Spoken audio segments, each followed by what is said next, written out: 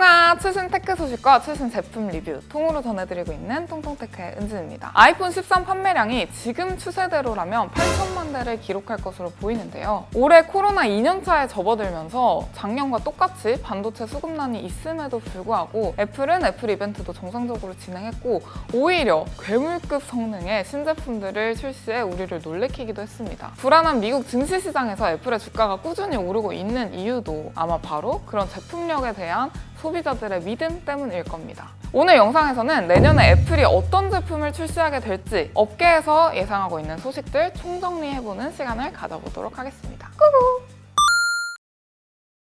M1 칩셋이 처음으로 탑재된 맥북 에어입니다. M1 맥북 에어 출시하면서 300만 원 넘는 인텔의 맥북 프로가 오히려 졌다. 소음도 없고 발열도 없고 괴물이 나타났다 하면서 이제 애플의 실리콘 칩에 대한 무한한 신뢰가 생기게 된 계기였는데요. 아마 1월부터 애플은 신학기 프로모션으로 할인도 하고 에어팟도 주고 어찌 보면 재고떨이 M1 맥북 에어와 프로 털어내고 새로 판매량을 올려야 되는데 어떤 카드를 가지고 올까요? 바로 M2 맥북 에어입니다. M2라는 이름만으로 벌써부터 살 사람들이 줄을 섰는데요. 물론 저 포함. 사실 아직 M1이 탑재된 아이맥 27인치 버전이 출시하지 않기도 했고 M1 프로, M1 맥스가 탑재된 맥북 프로가 출시한 지 얼마 되지 않았기 때문에 M2라는 이름으로 출시할 것 같진 않고 M1에 업그레이드된 칩셋이 탑재될 가능성도 높아 보입니다. 대신에 외관상 큰 변화가 있을 것으로 보이는데요. 열었을 때 온통 화이트가 된다는 겁니다. 베젤도 화이트, 키보드도 화이트가 될 전망입니다. 컬러는 24인치 뉴 아이맥처럼 컬러풀한 옵션 그대로 제공될 것으로 보이고요. 이제 프로는 정통의 실버와 스페이스 그레이로 일반 모델들은 컬러풀하게 가는 그런 컬러 정책을 펼칠 것으로 보입니다. 왜 아이폰 5S, 5C 때 처음 시작되었던 그 컬러 정책이 이제는 맥북에까지 그대로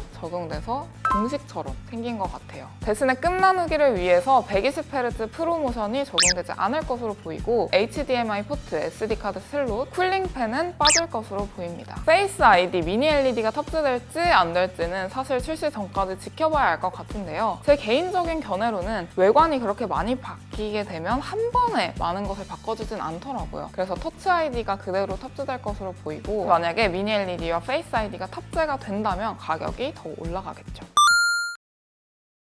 애플이 가장 싸게 팔았던 폰 스페셜 에디션 SE입니다. 애플이 매출을 확 끌어올리는데 비장의 카드로 항상 쓰고 있는 제품군인데요. 플래그십 폰만 내다가 2020년 코로나 터지고 나서 소비가 소극적으로 변했을 때 애플이 처음으로 50만 원대 휴대폰을 빵 내면서 엄청난 판매량을 기록했었습니다. 사실 가격적인 메리트뿐만 아니라 전통적 디자인, 홈버튼이 사라지지 않은 모델이기 때문에 꾸준한 사랑을 받고 있는데요. 하지만 내년에 출시할 SE 모델에는 5G가 탑재되는 대신에 홈버튼이 사라집니다. 왜냐하면 XR 모델을 그대로 재활용할 거기 때문이죠. 그래서 6.1인치 디스플레이가 들어갈 예정이고 IPS 패널 그대로 사용될 것으로 보입니다. 후면에는 듀얼이 아닌 싱글 카메라가 탑재될 것으로 보이는데 외형은 재활용한 듯 보이지만 안에는 A15 바이오닉 칩셋을 탑재하면서 기능은 개선하되 가격은 확 낮춘 애플의 가장 저렴한 5G 모델이 출시할 것으로 보이네요. 출시 가격은 우리나라 돈으로 한 47만 원 정도 예상하고 있지만 애플 환율이 적용되면서 좀 올라갈 확률도 있고 5G라는 타이틀이 있기 때문에 기존 SE 모델보다는 좀 더 비싸게 가격이 책정될 것으로 보입니다.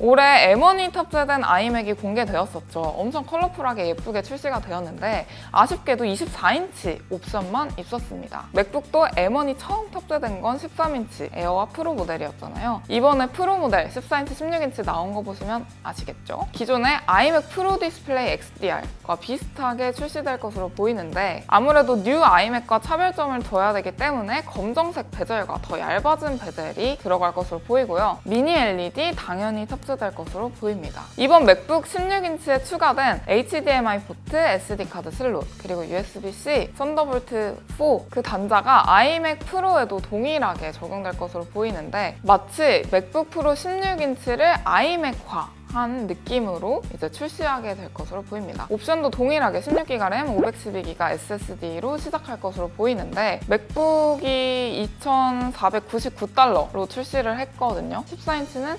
1,999달러로 시작을 했는데 아이맥 프로의 경우에도 2,000달러 이상은 기본적으로 시작하지 않을까 싶습니다. 그리고 아이맥 프로 나옴과 동시에 맥미니도 하이엔드급의 프로 모델이 나올 것으로 예상되고 있습니다.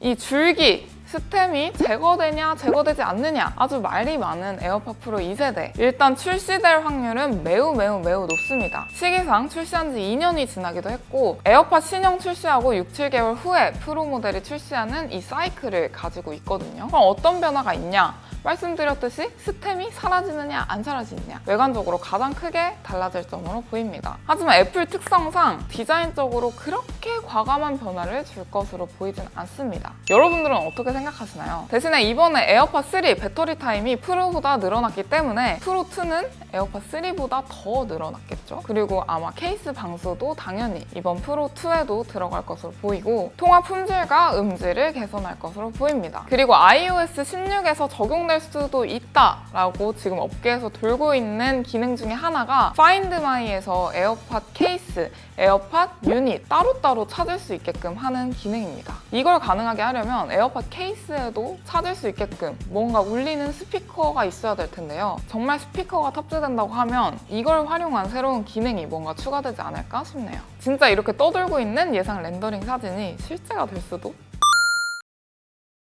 또 아이패드야? 라고 하실 수도 있겠지만 사실 애플은 아이패드 프로를 출시하는 이 주기가 짧아도 1년 4개월, 길어야 1년 6개월입니다. 그래서 올 봄에 M1 탑재된 아이패드 프로를 출시했었기 때문에 내년에 10월 이벤트에서 아이패드 프로 6세대를 공개하지 않을까 싶은데요. 상반기에 어떤 칩셋이 공개되느냐에 따라서 아이패드에 들어갈 칩셋은 결정날 것 같고요. 이제 11인치에도 미니 LED가 탑재될 것으로 보입니다. 가장 큰 변화로 추측하고 있는 건 후면 바디가 알루미늄이 아니라 온통 유리가 된다는 겁니다. 왜냐? 리버스 무선 충전 기술을 적용하기 위함인데요. 흔히 배터리 공유 기능이라고 하죠. 갤럭시에서는 예전부터 됐던 기능인데 애플은 해당 기능이 아직까지 없습니다. 이와 관련된 특허는 애플이 많이 보유하고 있는데 이제는 배터리 공유 이 기능을 쓸 때가 되지 않았나 싶네요. 아이폰, 에어팟, 애플워치의 외부에서의 이 사용성을 좀 더 늘리고 애플 생태계를 견고히 하지 않을까 싶습니다.